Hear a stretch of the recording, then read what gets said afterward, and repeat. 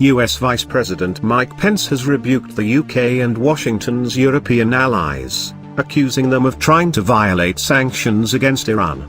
Speaking at the Middle East conference in Poland, the politician delivered an unusually blunt speech and called on Europe to join the US in abandoning the 2015 Iran nuclear deal.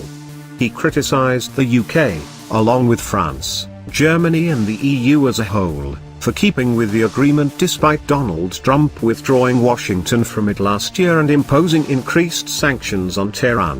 Mr. Pence singled out Britain, France and Germany for unveiling a new financial mechanism last month, which US officials believe keeps the nuclear deal alive by evading US sanctions.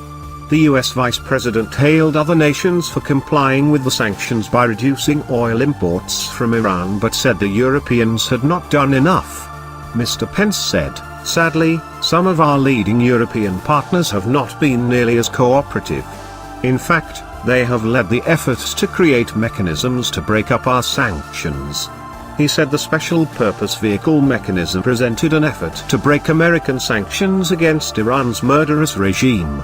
"It's an ill-advised step that will only strengthen Iran, weaken the EU, and create still more distance between Europe and the United States," he said. Mr. Pence then called on European nations to abandon the nuclear deal. He said, "The time has come for our European partners to withdraw from the Iran nuclear deal and join with us as we bring the economic and diplomatic pressure necessary to give the Iranian people, the region and the world the peace, security and freedom they deserve." The comments come after US Secretary of State Mike Pompeo said Iran was the top security threat to the Middle East, adding that confronting Tehran was key to achieving peace in the region. "You can't achieve peace and stability in the Middle East without confronting Iran. It's just not possible," said Mr. Pompeo, who met with Israel's Benjamin Netanyahu before the opening session of the conference.